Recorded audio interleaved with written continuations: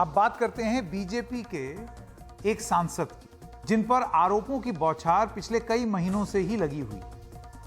इतने आरोपों के बावजूद वो जमे हुए हैं। आज तक ना पार्टी ने कोई एक्शन लिया है और ना ही कोई बयान आया है। वो लगातार खुद पर लगे आरोपों को खारिज करते रहे हैं, लेकिन इस दौरान उनकी बदतमीजी भी सामने आई। रेसलिंग फेडरेशन के प्रमुख रहे, लगातार यौन उत्पीड़न के आरोपों में घिरे हुए। अब दिल्ली पुलिस की चार्जशीट सामने आ रही। इंडियन एक्सप्रेस अखबार के मुताबिक इस चार्जशीट में कहा गया है कि बृजभूषण शरण सिंह के खिलाफ पर्याप्त सबूत हैं। यह चार्जशीट जो कि इंडियन एक्सप्रेस में छपी है, उसके सौजन्य से हम बता रहे हैं, यह कहती है कि बृजभूषण शरण पर मुकदमा चलाया जा सकता है और सजा भी हो सकती है। 1000 पन्नों की चार्जशीट है, जिसमें 100 से ज्यादा लोगों से सवाल जवाब हुए हैं और 15 ने पहलवानों के पक्ष में गवाही दी। एक मामले में उत्पीड़न दोहराया गया और लगातार हुआ। यह सब चार्जशीट का हिस्सा बताया जाता है। जो आरोप सूत्रों के हवाले से दिल्ली पुलिस की चार्जशीट में सामने आ रही है, जो कि इंडियन एक्सप्रेस में रिपोर्ट हुई है, वो साफ है कि बृजभूषण शरण सिंह की मुश्किलें अब बढ़ सकती। वो अब तक तो किसी भी तरीके से एन कैन प्रकारण बने हुए हैं अपनी पोजीशन में, और उनकी पार्टी भी उनके खिलाफ एक्शन ना लेकर के एक तरीके से उनका समर्थन करती हुई दिख रही है। लेकिन अब यह भी देखते हैं कि पहलवानों ने आरोप क्या लगाया है इनके ऊपर।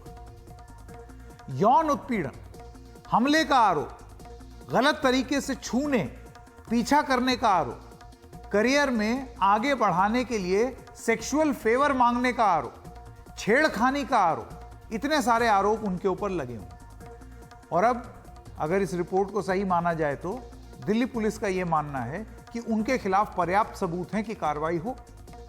अब इन तस्वीरों को देखिए। यह दिल्ली के जंतर मंतर की है, जो धरना पर बैठे जितने लोग जो आप देख रहे हैं, ये ओलंपिक में मेडल जीते हुए हमारे सुपरस्टार्स, एथलीट्स, जिनके खिलाफ इन्होंने मोर्चा खोला है।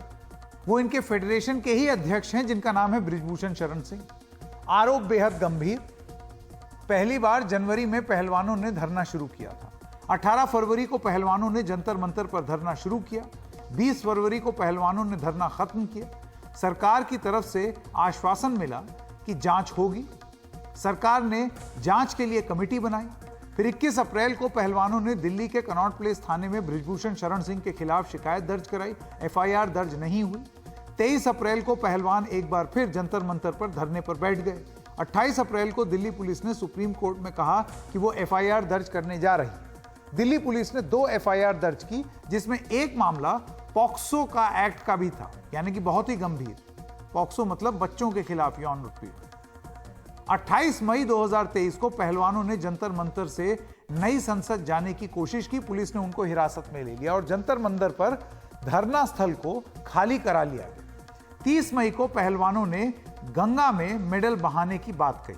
वो गंगा में मेडल बहाने हरिद्वार पहुंचे, लेकिन किसान नेताओं ने ऐसा करने से रोका। 3 जून को पहलवान देर रात गृह मंत्री अमित शाह से मिले। 7 जून को पहलवान खेल मंत्री अनुराग ठाकुर से मिले। 7 जून को ही सरकार ने आश्वासन दिया और उस आश्वासन के बाद पहलवानों ने प्रदर्शन खत्म कर दिया। आप सोचिए, इतने लंबे समय तक यह सब चल रहा है, लेकिन बृजभूषण शरण सिंह पर ज्यादा असर नहीं दिखा। कभी वो रिपोर्टरों से बदतमीजी कर रहे हैं और अपनी पोजीशन पर अड़े हुए हैं। आपको बृजभूषण शरण सिंह के बारे में विस्तार से थोड़ा सा बताते हैं कि वो हैं कौन। उत्तर प्रदेश के कैसरगंज से 6 बार के लोकसभा सांसद, 1 बार समाजवादी पार्टी से और 5 बार भारतीय जनता पार्टी की टिकट पर जीते। उत्तर प्रदेश में 50 से ज्यादा शिक्षण संस्थान चलाते हैं। कैसरगंज कहां है? ये गोंडा के पास पड़ता है और ये अवध क्षेत्र में आता है। अवध और पूर्वी उत्तर प्रदेश की कई विधानसभा सीटों पर इनका प्रभाव बताया जाता है। बाहुबली वाली छवि है, थोड़ा सा चाल उसी तरीके का है इनका। 2011 में रेसलिंग संघ में अहम भूमिका इन्होंने निभाई। अब इन सुझावों पर क्या कहना है बृजभूषण शरण सिंह का, वो भी देखते हैं। ये जितनी आरोप लगे हैं, जो इतनी बातें हुई हैं, इस पर वो क्या कहते हैं। रेसलिंग जो रेसलर्स हैं इनके खिलाफ जो खड़े हुए, उस पर इनका क्या कहना है।